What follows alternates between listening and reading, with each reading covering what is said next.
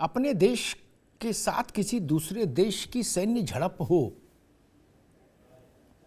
तो दुनिया भर में शायद ही कोई मुल्क आपको ऐसा मिले जिसमें एक बड़ी पार्टी का बड़ा नेता, और वो पार्टी जो सर्वाधिक समय शासन में रही हो देश में, उस परिवार का प्रतिनिधि, उस पार्टी का बड़ा नेता ये कहते आपने कहीं सुना क्या कि हमारे सैनिकों को दूसरे देश के सैनिकों ने खूब पीटा, या हमारे सैनिक सीमा पर पिट रहे हैं? नहीं, ऐसा उच्चारण, ऐसा भाव, ऐसे शब्द, ऐसी व्याख्या, ऐसी अभिव्यक्ति कभी नहीं सुनी गई होगी। राजनीतिक मतभेद अलहदा है, अलग है, राजनीतिक आलोचनाएं होती हैं, राजनीतिक नेतृत्व की आलोचनाएं होती हैं, वो लोकतांत्रिक प्रक्रिया का हिस्सा है। लेकिन ऐसा तो कोई देश नहीं कहता कि हमारे सैनिक कूटे जा रहे हैं, हमारे सैनिक पीटे जा रहे हैं, ये कोई कहता है नहीं। और तब जब साक्ष्य ऐसे हो जो ये बताते हो कि नहीं, हमारे सैनिकों ने ज्यादा साहस का परिचय दिया, ज्यादा शौर्य का परिचय दिया, और चीन के सैनिकों को विवश कर दिया कि वो वापस अपने स्थान पर जाएं। लेकिन राहुल गांधी जी ने जो बात कही, मुझे लगता है वो बात देश के मन के खिलाफ है, सेना के सम्मान के खिलाफ है। आप भाजपा की आलोचना करिए, आप नरेंद्र मोदी की आलोचना करिए, वो आपका राजनीतिक विषय है, करिए, लेकिन सैनिक पीटे जा रहे, ये शब्दावली उचित नहीं। ये इतिहास में लिखवा दिया आपने दुनिया में, इसके हमारे विरोधी देश, शत्रु देश, राहुल जी आपके इस कहे का इस्तेमाल करेंगे अपनी सुविधा के अनुसार, गाहे बगाहे, यत्र तत्र सर्वत्र। वो कहेंगे राहुल गांधी ने तो सर्टिफिकेट दे दिया कि भारत की सेना पिटी। ये इस ऐसी भाषा से, ऐसी शब्दावली से मुझे लगता है कि सेना का अपमान हुआ है, देश के आत्मसम्मान को भी ठेस लगी है। मैं वैसे शब्दों का इस्तेमाल नहीं करूंगा जैसा गौरव भाटिया ने किया, वो राजनीतिक द्वंद्व है, मैं उसमें नहीं पढ़ूंगा। लेकिन हाँ, इतना जरूर कहूंगा कि ऐसे शब्दों से बचा जाना चाहिए। इस वक्त एलएसी पर स्थिति यह है कि अब तक के इतिहास में सर्वाधिक डिप्लॉयमेंट, सर्वाधिक तैनाती सेना की एलएसी पर इस वक्त है। ये ध्यान रखने वाली बात है। अरुणाचल और लद्दाख, ये दो बहुत संवेदनशील इलाके, खासतौर पर चीन की वक्र दृष्टि के मद्देनजर, इन दोनों इलाकों में बीते 5 वर्ष में 3-3 हजार किलोमीटर से ज्यादा सड़कें बनी, जो सैन्य महत्व की हैं, रणनीतिक महत्व की हैं, स्ट्रेटेजिक इंपॉर्टेंस की है। ये सच नहीं क्या? ये सच है। आज ये नारा नहीं है केवल कि 1962 का भारत नहीं है, ये कोई स्लोगन नहीं है, आत्मश्लाघा भी नहीं है, सच में नहीं है। स्थितियां बदली है, परिस्थितियां बदली हैं। सेना तब भी बहादुर थी, सेना अब भी बहादुर है, लेकिन अब साजो सामान भी ज्यादा है, सुविधाएं हैं, तकनीक है, अत्याधुनिक अस्त्र शस्त्र हैं, सुखोई जैसे विमान हैं। इसलिए ऐसा देश दुनिया के सामने निरूपण करना के बहुत चाइना के सैनिक आए और मार के चले गए, कैसी बात है? मुझे याद है कांग्रेस के एक बार एक नेता ने, वो भी बड़े परिवार के पुत्र थे, उमाशंकर दीक्षित का परिवार, शीला दीक्षित के पुत्र, संदीप, उन्होंने एक बार भारत के सेनाध्यक्ष के लिए कह दिया था गली का गुंडा। आप सेना का सम्मान नहीं कर सकते तो कैसे देश के साथ जुड़ेंगे? भारत जोड़ो यात्रा फिर कैसे चलेगी अगर आप देश के मन के साथ ऐसा खिलवाड़ करेंगे? सर्जिकल स्ट्राइक हुआ, पूरे विश्व में भारत के इस साहस की सराहना हुई, लेकिन कांग्रेस पार्टी ने कहा कि सबूत लाओ, फर्जी झूठ बोल रहे हो क्या, सबूत दिखाओ। कश्मीर में सेना अपनी जान हथेली पर रख के भारत माता के इस मुकुटमणि को सहेज कर संभाल कर रखती है। उस कश्मीर की स्थिति पर दिग्विजय सिंह जी ने एक बार कह दिया कि कश्मीर में तो कश्मीरी आदमी को सेना भी मार रही है और आतंकी भी मार रहे हैं। आप कैसी भाषा बोलते हैं? आप भारत की सेना को, भारत के नेता होकर भारत की सेना को और आतंकियों को एक तराजू पर रख देते हैं और कह रहे कश्मीरियों को भारत की सेना भी मार रही और आतंकी भी मार रहे। कैसी बात है दिग्विजय जी? यहीं से देश के मन से आप हट जाते हैं। भाजपा का विरोध अलग विषय है, लेकिन भारत का विरोध स्वीकार्य नहीं हो सकता, भारत की सेना का विरोध स्वीकार्य नहीं हो सकता। चीन के साथ जो तनाव का नया दृश्य है और उस पर जो भारत के भीतर की सियासत है, तवांग सेक्टर में जितना तनाव नहीं उससे ज्यादा तनाव पार्लियामेंट हाउस के अंदर और बाहर। विपक्ष का नेता होना भारत के विपक्ष में खड़े हो जाना नहीं। सेना देश का प्रतिनिधित्व करती है, देश के स्वाभिमान का प्रतिनिधित्व करती है। जब हम सेना को ठेस पहुंचाते हैं तो मान लीजिए कि हम देश को ठेस पहुंचाते हैं। तो आज बहुत गंभीर विषय है। राजनीतिक अकाउंट सेटलिंग के लिए तमाम अवसर रोज आते हैं, दिन में कई कई अवसर आते हैं जिसमें सरकार और विपक्षी दल आपस में एक दूसरे के ऊपर अकाउंट सेटल कर लें। लेकिन कुछ विषय ऐसे जरूर होते हैं जिनमें सर्वानुमति होती है। उसी में एक सेना भी है और राष्ट्र की सुरक्षा भी है। कई बार ऐसा लगता है कि हम राजनीतिक विरोध करते करते सेना के विरोध में खड़े होने की कोशिश करते दिखने लगते हैं, और वो चीज फिर बाद में जब रिकॉर्ड में चली जाती है तो जो भारत के दुश्मन देश हैं वो उसका इस्तेमाल करते हैं अपने प्रोपेगेंडा में। वो कहते हैं देखो जी, हिंदुस्तान में तो राहुल गांधी ने ऐसा बोला, या सोनिया जी ने ऐसा बोला, या दूसरे ने, जिसका भी नाम है। तो वहां पर फिर भारत के खिलाफ प्रोपेगेंडा को तेज करने में उनको मदद मिलती है हमारे यहाँ के नेताओं के वक्तव्यों से। करीब साल 2 साल पहले एक देश के बड़े मीडिया हाउस ने एक सर्वे करवाया था, और उस सर्वे में एक प्रश्न, तमाम प्रश्न थे, एक प्रश्न ये था, बड़ा रोचक सर्वे था कि भारत को, यानी यहाँ की आम जन को सर्वाधिक भरोसा किस पर है। उसने उसमें लिखा था सरकारों पर एक कॉलम, दूसरा विधायिका यानी सांसद विधायक, 2 इन पर, तीसरा न्यायपालिका, चौथा सैन्य एस्टेब्लिशमेंट, सेना। आपको जान के आश्चर्य होगा 60% लोगों ने सेना पर सर्वाधिक भरोसा जताया। 40 में सब उन्हें का सेना 100% हमारे दिल के करीब है, जिस पर हमको आंख मूंद के भरोसा है।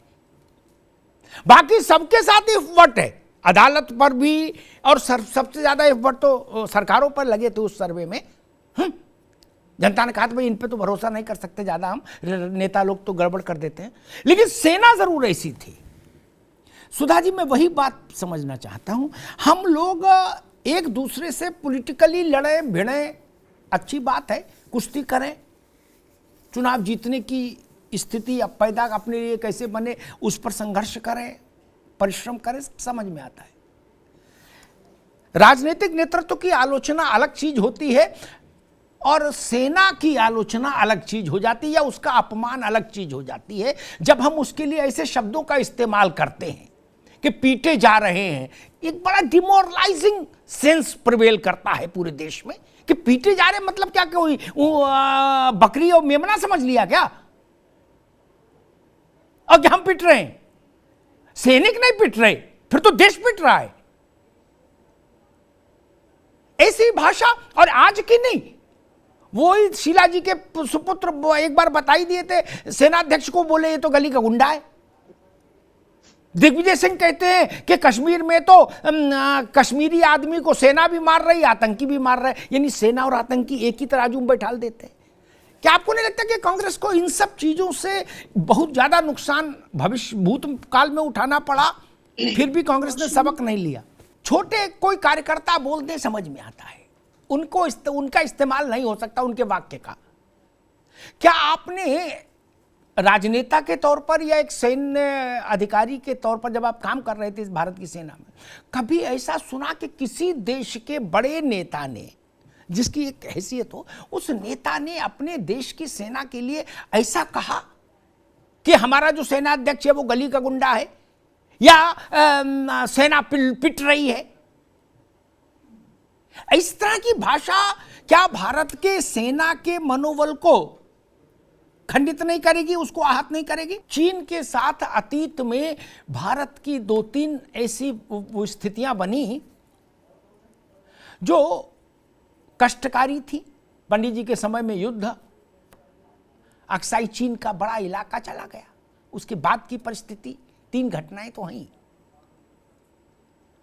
और अगर नरवणे साहब की बात को मैं मानूं, और मानना भी चाहिए, वो कल तक सेनाध्यक्ष थे भारत के, तो उन्होंने एक बड़ी अच्छी बात कही। उन्होंने कहा कि ये जो चीनी सैनिक हैं ये हर साल आते हैं, 1-2 बार ये गली के बदमाश लड़कों की तरह, और हर साल पिट के वापस चले जाते हैं। समझिएगा इस बात को, ये नरवणे साहब कह रहे। नरवणे साहब तो किसी पार्टी में है नहीं कि वो कांग्रेस के खिलाफ है या भाजपा के पक्ष में, ऐसा नहीं, उनको तो चुनाव लड़ना नहीं। लेकिन अक्साई चीन का मसला तो बड़ा हो गया। दानिश कुरैशी साहब, मनोज जी फिर मैं आपके पास आऊंगा। दानिश कुरैशी साहब, मैंने पाकिस्तान के बेकार नेता और बिल्कुल ऐसा देश जो खुद दिवालिया है, कंगाली के ढेर पे बैठा, वो कुछ भी कर सकता है, क्योंकि हमारे यहाँ शास्त्रों में कहा गया वो विक्षितम किम न करोति पापम, जो भूखा है वो कुछ भी कर सकता है। ऐसे देश में भी इतनी समझदारी देखी कि वो ये नहीं बोलते कि हमारी सेना पिट रही है। नहीं, भारत में ऐसी परिस्थिति, ऐसा नेतृत्व क्यों हो गया? मिस इन्फॉर्मेशन इस कार्यक्रम में हो सकती है, चलो तवांग में सेना अध्यक्ष गली का गुंडा है, इसमें तो मिस इन्फॉर्मेशन नहीं, ये तो आपका चरित्र बताता है। इसमें क्या संसद करेगी? इसमें क्या संसद करेगी? इसमें क्या कोई प्रधानमंत्री करेगा, राष्ट्रपति करेगा? आपकी मानसिकता दूषित हो गई है। आप भारत के सेना अध्यक्ष को गली का गुंडा कहते हैं, जो पाकिस्तान कहने की हिमाकत नहीं कर सकता। दानिश कुरैशी, इसको समझना होगा, अभी रुकना होगा। मनोज पंडित के पास चलूंगा, अभी रुकिए, अभिधांश भाई अभी रुकिए। ये मानसिकता का प्रश्न है, मानसिकता पर आपत्ति है, एक घटना पर नहीं, पूरे मानसिकता पर आपत्ति है। जब आप कहते हो ओसामा बिन लादेन जी और भारत की सेना और कश्मीर के आतंकवादियों को एक तराजू पर रख देते हो, तब संसद क्या करे? ये चरित्र का सवाल है, ये मानसिकता का सवाल है, ये भारत की संप्रभुता और प्रतिष्ठा का सवाल है। कुरैशी साहब रुकिए, कल प्रधानमंत्री ने कहा कि भाई संवेदनशील सरहदी इलाकों पर पिछले सरकारों में निर्माण इसलिए नहीं होता था कि भाई निर्माण होगा तो बवाल होगा। उन्होंने कल पूर्वोत्तर में ही कहा एक कार्यक्रम में कि डंके की चोट पर काम चल रहा है और काम चलेगा।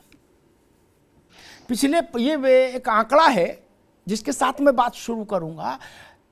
अरुणाचल और लद्दाख ये सबसे सेंसिटिव इलाके हैं चाइना के संदर्भ में। पिछले 5 साल में दोनों में 3-3 हजार किलोमीटर से ज्यादा स्ट्रेटेजिक इंपॉर्टेंस वाले इलाकों में रोड्स बनी हैं। ये एक आंकड़ा मुझे याद है इसलिए मैंने कह दिया। विपक्ष कह रहा है कि भाई हमारे पास हो सकता गलत जानकारी आई हो तो सही जानकारी क्यों नहीं दी, और प्रधानमंत्री ने विपक्ष को भरोसे में क्यों नहीं लिया। जो लोग ये कह रहे हैं, एक काउंटर नैरेटिव सेट किया जा रहा है खासतौर पर अपोजिशन की तरफ से कि भाई जो आदमी बहुत ज़्यादा समझदार नहीं उस तक तो एक नैरेटिव सेल कर ही लो कि व्यापार क्यों नहीं बंद कर देते। जो लोग आर्थिक परिदृश्य को थोड़ा बहुत फॉलो कर रहे होंगे तो WTO के बाद से सरकार के हाथ में ये नहीं कि कल वो एक नोटिफिकेशन निकाल दे कॉमर्स मिनिस्ट्री और कह दे कि चाइना से एक सुई भी नहीं आएगी, चाहे सरकार भाजपा की हो, कांग्रेस की हो, जनता दल की हो, लोक दल की हो, चाहे किसी की हो। एक बात तो ये समझ लो बिल्कुल सरल भाषा में। अब क्या हो सकता है, अब दूसरा काम यह हो सकता है कि भारत की जनता चीन के सामान का इस्तेमाल करना बंद करे, कम करे। एक दिन में वो बंद नहीं कर सकती, क्योंकि जिस आदमी को पेंसिल सेल, एक मिनट रुकिए, जिस आदमी को पेंसिल सेल दुकान पर 8 रुपए का और 1 रुपए का 2 दिखाता है दुकानदार, तो जो गरीब आदमी है, मध्यम वर्ग का आदमी है, वो 8 रुपए वाला क्यों लेगा, वो 1 रुपए वाला ले लेगा, भले बाद में खराब हो जाए। ठीक, तो चाइना के माल को आप एक दिन में तो वॉश आउट नहीं कर सकते। यही बात तो केजरीवाल उछाल रहे। त्यागी जी, ये मेरी बात समझ में नहीं आई कि जब बात हो रही है सैन्य अभियान की, तो केजरीवाल जी कह रहे हैं, और वही बात कांग्रेस भी धीरे से टो कर रही है कि पर सारा व्यापार बंद कर दो। अब तो किसी दुनिया में किसी मुल्क के लिए संभव ही नहीं कि सारा व्यापार बंद कर दें आप WTO के बाद। आर्थिक परिदृश्य अलग है, सेना का स्वाभिमान अलग। ठीक, और अव्वल तो आर्थिक में लोगों को समझ नहीं, ऐसा मैं मानता हूं कि जो इस वक्त ग्लोबल कंडीशंस हैं उसमें सारे देश साइन किए हुए बैठे हैं। ठीक, अब ऐसा कोई फैसला नहीं हो सकता कि जी उनका माचिस से लेकर सुई तक हमने बंद कर दी। अब वो रंगबाजी किसी के पास नहीं। मैंने 71 की लड़ाई के समय में पत्रकार नहीं था। कारगिल की लड़ाई मैंने होशो हवास में देखी भी और कवर भी की, और उस वक्त के प्रधानमंत्री के साथ संवाद भी किया, कारगिल के दौर में भी किया, उस समय के सेनाध्यक्षों के साथ संवाद किया। एक पत्रकार के नाते मैं कह सकता हूं कि कभी भी सैन्य ऑपरेशन कल क्या होगा भविष्य में, इस पर कभी भी पार्लियामेंट में किसी सरकार ने कोई भी घोषणा नहीं की, नेवर। ये प्रक्रिया का हिस्सा भी नहीं। पार्लियामेंट में जब बोला गया, चाहे जवाहरलाल जी के समय चाहे इंदिरा जी के समय, यही इतना ही बोला गया, भारत की सुरक्षा होगी, भारत का सम्मान रहेगा, हम जवाब देने में सक्षम हैं। जवाब दे पाए नहीं दे पाए 62 की लड़ाई में बात की बात, लेकिन बोला इतना ही गया। पार्लियामेंट में कभी ऐसा नहीं हुआ कि बताया गया कि इस सेक्टर पर इतने तैनात कर दिए, इधर ये विमान लगा दिया, इधर ये वाली तोप खड़ी कर दी है। बोले भाई बसपा वाले नहीं सुन पाए, दोबारा सुन लो, यहां ये इतने सिपाही खड़े कर दिए। ऐसा पार्लियामेंट में कभी नहीं हुआ। आप लोगों के उत्तर उठा के देख लीजिए। और एक बात मुझे लगता है जानकारी हम सब मित्रों को होनी चाहिए, देश सबका है, पार्टियां तो आएंगी जाएंगी। जब हम चाइना का से युद्ध हारे, पहला युद्ध पंडित जी के समय में, उस समय भारत आजाद हुआ था, कुछ ही वक्त हुआ था, संसाधन भी नहीं थे, बहुत सारी परिस्थितियां खराब थी, और कुछ राजनीतिक मसले भी थे, दृष्टिकोण का अंतर था, कुछ तैयारियों की समस्या थी, जो भी। उसके बाद एक मुझे लगता है कि त्यागी साहब को तो पता ही होगा, बाकी लोगों के लिए आशीष जी को पता होगा, मनोज जी और बाकी सुधा जी और दानिश जी को उससे थोड़ा अच्छा रहेगा। सेना के पूरे ऑपरेशन में क्या कमी रही, उस पर एक कमीशन बैठा, उस कमीशन की रिपोर्ट आई। ठीक, वो रिपोर्ट सपा बसपा कांग्रेस जनता दल और लोकदल को नहीं दी गई ना।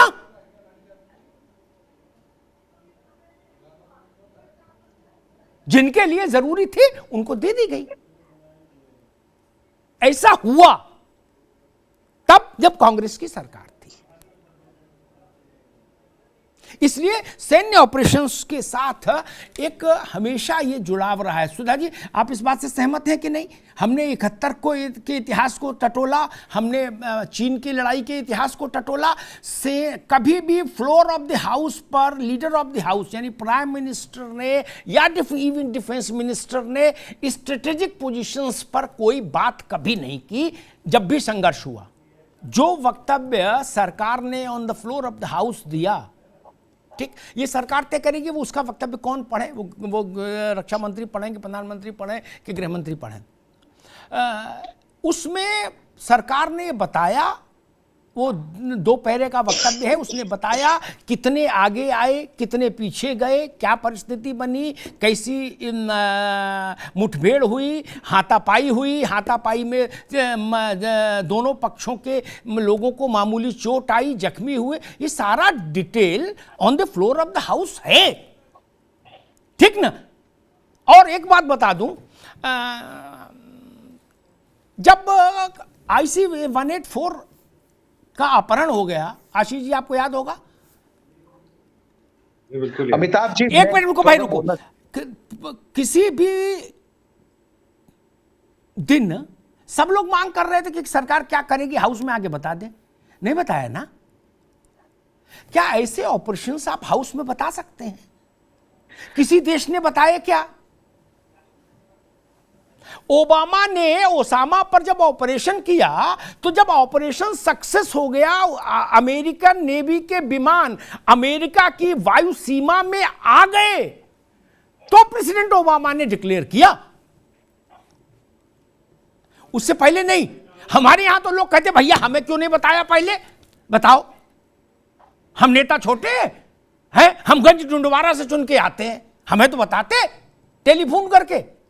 नहीं, किसी ने पूछा, ओबामा ने उसके बाद किया। मनोज पंडित, वो कांग्रेस पूछ रही है कि पार्लियामेंट में आके पूरा विस्तृत विवरण क्यों नहीं दे रहे भैया। अमेरिका ने बहुत बड़ा ऑपरेशन किया ओसामा बिन लादेन का, मैचलेस ऑपरेशन था और बहुत बड़ा ऑपरेशन भी था, वो दुनिया के इतिहास में लिखा जाने वाला ऑपरेशन है। अमेरिका में भी सपा बसपा कांग्रेस जैसी पार्टियां होंगी, मुझे नहीं पता, तो मैं तो अमेरिका गया नहीं, लेकिन होंगी। वहां किसी ने प्रेस कॉन्फ्रेंस नहीं की कि ऐसे नहीं मानेंगे, ओबामा की लाश दिखाओ, हमें बुलवा आओ, हम भी नेता हैं, नहीं ना। किसी ने यह भी नहीं कहा कि हमको इसके प्रमाण दो कि आप जाके एवटावाद और घुस के मार के सुरक्षित आ गए। पूरे अमेरिका में किसी ने इफ और बट नहीं किया।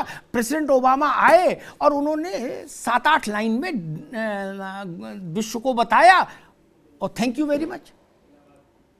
दानिश कुरैशी साहब, हमारे यहां तो स्यापा पड़ जाता, प्रेस कॉन्फ्रेंस होने लगती, बोले भैया हमें नहीं बुलाया, फॉरवर्ड ब्लैक से दे है, हमें ओबामा नहीं दिखाओगे, तो वो कहेंगे हम सपा से हैं, दूसरा कहेगा हम बसपा से हैं, तीसरा कहेगा हम राहुल जी की पार्टी से हैं। इस देश में अचानक रेडियो बजा, तब टीवी नहीं था, रेडियो पर इंदिरा गांधी, और इंदिरा गांधी ने कहा कि जयप्रकाश नारायण विदेशी CIA के साथ मिलकर देश को अस्थिर कर रहे हैं, इसलिए पूरे देश में हमने इमरजेंसी लगा दी। और इस घोषणा के बाद जय हिंद करके वो तो विदा हो ली, पूरे देश से 19,000 लोग एक साथ गिरफ्तार कर लिए गए। कोई मीटिंग हुई थी त्यागी जी, ऑल पार्टी, कांग्रेस बसपा सपा रालोद वगैरह को बुलाया था। आज भारत ने कहा ऑफिशियली कि LAC पर हमारा अब तक का सबसे बड़ा डिप्लॉयमेंट है, ठीक। अब क्या इसका डिटेल चाहिए?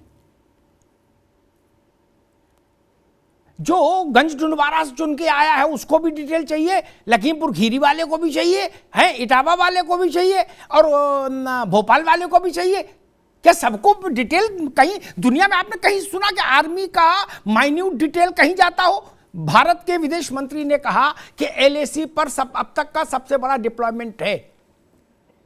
इस बात पर भरोसा करने के अलावा और क्या आर्मी के प्रोटोकॉल में क्या रास्ता हो सकता है? मुश्किल यही है।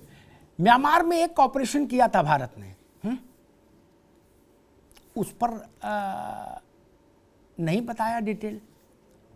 लेकिन जब पाकिस्तान का मसला आया तो किसी ने मांगा भी नहीं, ठीक। लेकिन पाकिस्तान का मसला आया तो भारत की सेना से सबूत मांगे गए भारत में। अरे पाकिस्तान मांगे समझ में आता है, भारत में सबूत मांगे गए कि झूठ बोल रहे हैं, सबूत दिखाओ जी। कोई कह रहा कबूतर मर गए होंगे, कोई कह रहा जी पेड़ गिर गए होंगे वहां, नहीं तो सबूत दिखा दो। मैं तो वही एग्जैक्ट तुलना करता हूं, उसी मिजाज का दूसरा उदाहरण लेके आया। अमेरिका ने इतना बढ़िया ऑपरेशन किया, ठीक है, अमेरिका की एक्सपर्टीज है, समझ में आती बात, ठीक है, लेकिन ऑपरेशन तो बड़ा किया, रिस्की किया। एक संप्रभु देश के एयर सीमा में घुसा और जाके एक ऐसा कहां सरंजाम हुआ। अमेरिका से एक खबर आई क्या कि वहां जो जैसे यहां कांग्रेस है वहां भी कोई पार्टी होगी ना, जैसे यहां सपा है बसपा है वहां भी लोग होंगे। उन्होंने ओबामा का कॉलर पकड़ा क्या ओसामा के बीवियां जब रो रही थी उनका फोटो दिखाओ हमको तब मानेंगे। अरे भाई कैसी बात करते हो, कुछ समझ आए कि नहीं। खड़गे साहब के मैं प्रश्न सुन रहा था पार्लियामेंट राज्यसभा में, वो क्या जानना चाह रहे हैं, वो स्ट्रेटेजिक प्रश्न पूछ रहे हैं हाउस में खड़े होकर, उनका क्या उत्तर मिलेगा। वो लोकेशन बता रहे हैं कि इस लोकेशन पर क्या स्थिति है ये बताओ, ऐसे उत्तर नहीं मिलता। जाइए पार्लियामेंट की लाइब्रेरी में और देखिए जब भारत चाइना युद्ध हुआ पंडित जी के समय में, उसके बाद सदन बैठा, क्या पूछा गया और क्या बताया गया, वो वहां से भारत को समझिए, जाके पूछिए ना, देखिए ना, पढ़िए, सब रिकॉर्ड में है, कहीं भाग नहीं गया। ना मोदी जी के कहने से कुछ बदल जाएगा, ना राहुल जी के कहने से बदल जाएगा, सब रिकॉर्ड में है। और वो तो ऐसे विचित्र हार हुई थी जिसका सदमा पंडित जी को भी लगा था, और उस हार के बाद फिर पंडित जी शारीरिक तौर पर कभी स्वस्थ हुए ही नहीं और फिर उनका दिवंगत भी हो गए। उसी घटना के चलते इतना उनको शौक लगा।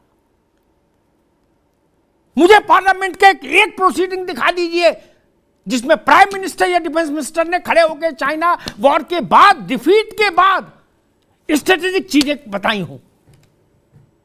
नहीं, नेट रिजल्ट पर ही चर्चा होती, बस थोड़ी सी। 71 में क्या हुआ था, इंदिरा जी ने अनाउंसमेंट किया था, क्या हुआ था पार्लियामेंट में, वो तो जय जय की वाली बात थी, उसमें तो कोई दिक्कतें नहीं थी। फिर भी जितना जानना है, जो बात त्यागी जी ने कही वही मूल मंत्र हमेशा रहा, जिसको जितना जानना चाहिए उतना ही जानिए आर्मी के मैटर्स में। बाकी बंजर भूमि विकास है, उस पर खूब सवाल करो, खूब जवाब पाओ। मछली पालन है, खूब सवाल करो, जवाब पाओ। पीडब्ल्यूडी है, दिन में 100 सवाल करो, 200 जवाब पाओ। सड़कें नब्बाओ, लेकिन ये तो नहीं करो भाई। और एक बात कहता हूं, बालाकोट हुआ था आशीष जी, जो लोग उसमें चुने गए, जो लोग जाएंगे, है ना, पायलट्स, उनको भी नहीं बताया गया कि आपको कहां जाना है, क्या करना है। कहा एक पर्टिकुलर स्थान पर रिपोर्ट करिए जाके। हम उम्मीद करते हैं कि ये चीजें यहां डिस्कस हो एएनआई से,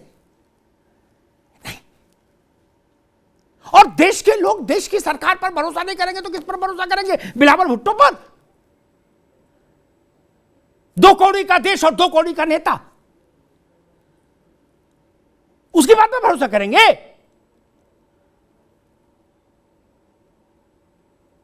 क्या ये सच नहीं है कि लद्दाख और अरुणाचल में 5 साल के भीतर 3200 किलोमीटर स्ट्रेटेजिक रोड्स बनी है? ये छोटी बात है क्या उस इलाके में रोड बनना? और जो कहे छोटी बात है तो उनसे मैं पूछूंगा पंडित जी के समय से लेके और तब तक क्यों नहीं बना ली थी? वहां पत्थर नहीं रखा जाता था, उसके कारण अलग थे, मैं उन कारणों में अभी नहीं जाना चाहता, लेकिन हमने ऐसी स्थिति पैदा कर दी थी।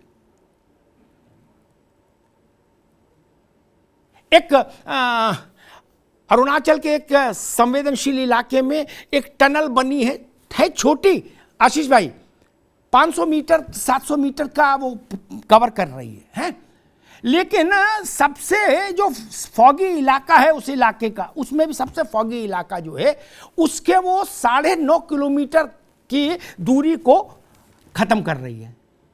Secure journey. आदमी को इसका लाभ मिलता है कि नहीं मिलता, ये तो दिख रहा है ना।